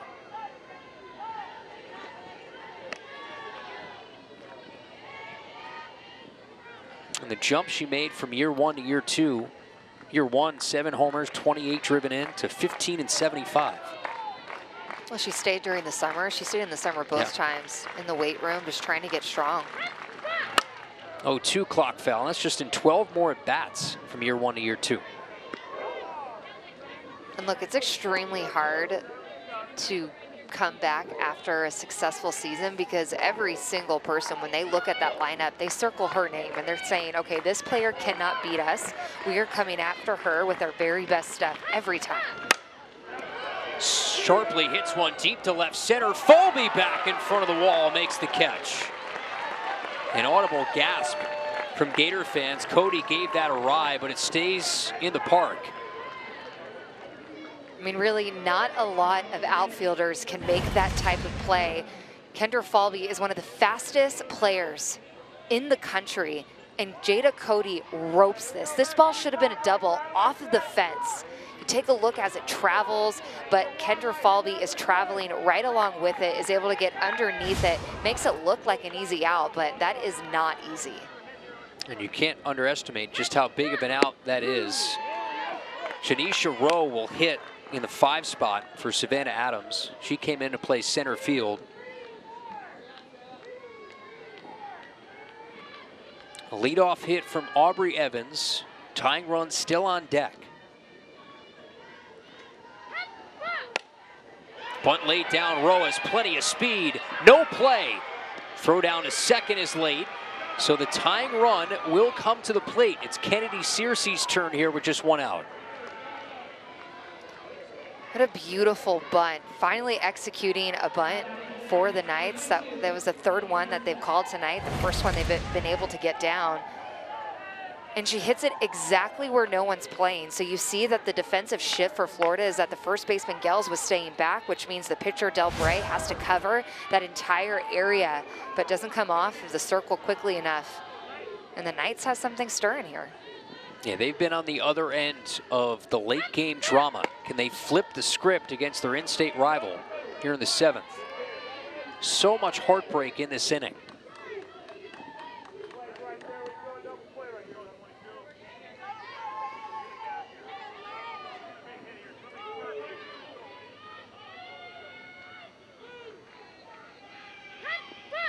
Searcy swings, bounces to Gels, throws to second, and that's picked out by Wallace. A great job to just keep that in front of her, and it puts the Knights down to their final out. Now Rose standing at second. Will they look at this to make sure that Wallace stayed on the bag? Take a look here. This ball gets hit to Gels. She throws it over. Was trying to be careful, so bounces it to Wallace. It looks like she has it easily. Janisha Rose trying to make some sort of case. They're going to look at it to see if Skylar Wallace stayed on second. I believe that is what, and Skylar Wallace is saying there's no way. But Rose pretty adamant, telling Sydney Ball Malone, yeah, we got to look at this. So, well, let's see. This is what, our 3rd replay review of the night? I love it. Game 1. All right, let's take a look here. And so this is actually the only look that we got. So with that, for the UCF Knights, it's not going to help their case. No. It is what it is in terms of the looks that might be available to the umps. She's on the bag, catching the ball with full possession. Yeah, and Skylar Wallace was pretty perplexed, to say the least. When Janisha Rowe was trying to plead her case, she never left second base. The out would go 3-6. Would still bring the tying run to the plate in Shannon Doherty, who's had some success in her career against the Gators. They call her the walk-off queen, actually. That's right. So they're actually looking to see if Skylar Wallace had dropped the ball at second base.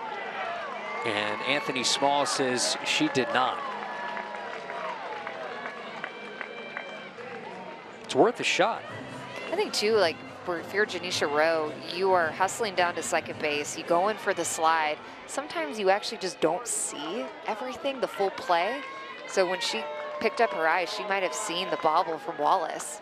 You can't take the challenges home with you, so give it a shot. You don't get to save them up and use them. Shannon Doherty represents the tying run. Down to UCF's final out. Strike 1 from Delbray. Looking for a complete game shutout. Would be her 2nd straight.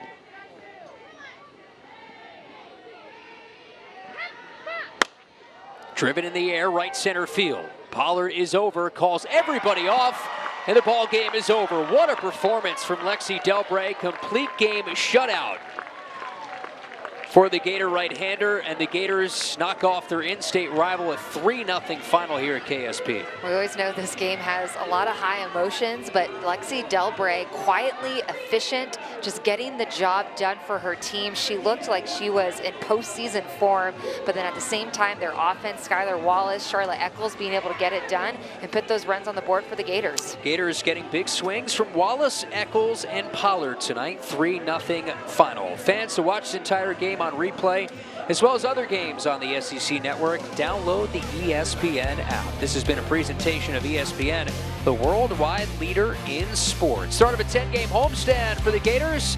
3-0 final Gators over the Knights from KSP. Have a great night, everybody.